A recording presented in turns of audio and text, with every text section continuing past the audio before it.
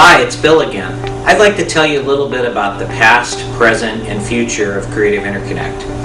In 1978, we installed our first business telephone system on Industrial Road in San Carlos. In 1981, we did our first large customer installation, providing all the telephones and intercoms for the first Pack and Save store in Colma, California.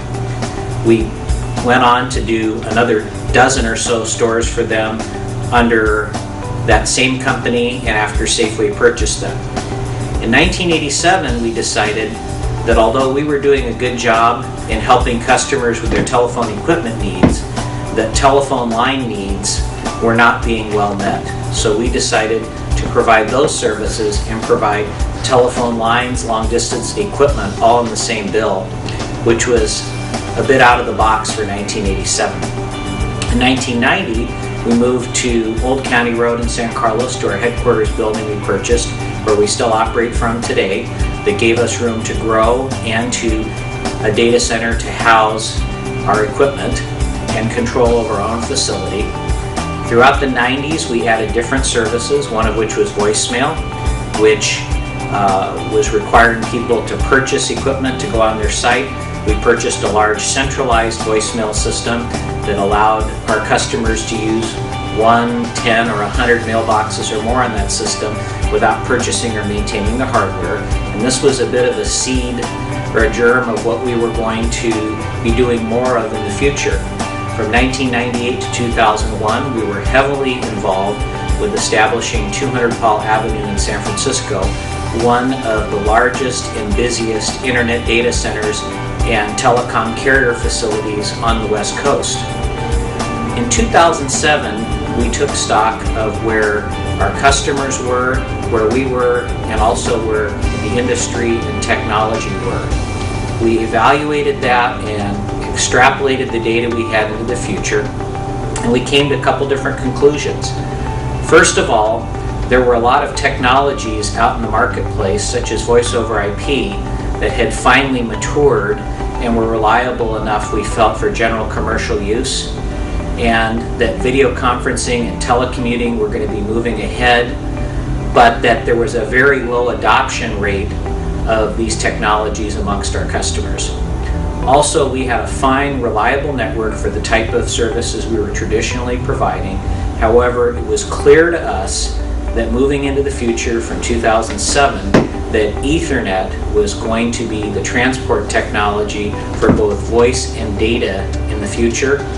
And rather than try to adapt our existing network, we made the bold decision to build an entirely new parallel network that's all Ethernet and voice over IP based, all based on a hosted solution where the equipment is located in telephone central offices and data centers with backup generator and security, and it's very minimal what's at the customer site.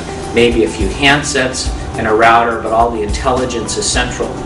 And that takes us into the future, because if a customer puts in a phone system through us and doesn't have to buy a telephone system, we automatically update the software and features on our systems twice a year.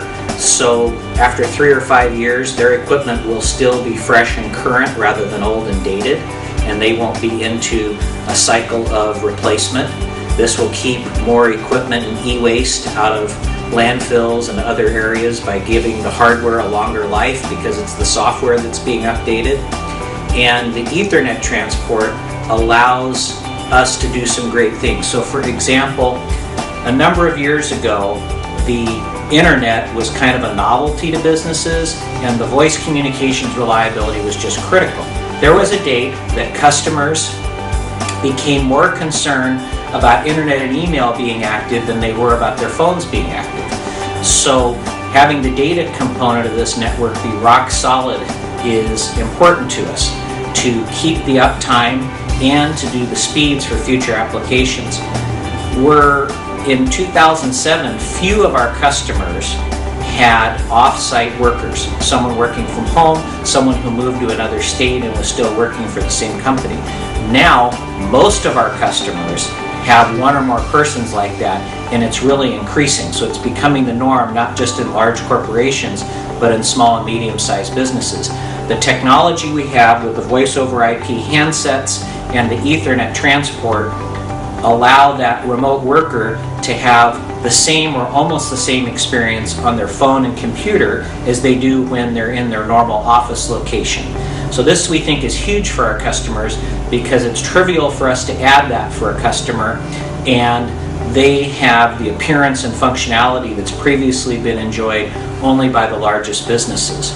The other thing is that as we take car trips off the road with people commuting over wires rather than a highway, we also, through video conferencing, can reduce the amount of trips necessary for meetings. And the way that our Ethernet network is set up, it facilitates high quality video conferencing that people will actually use.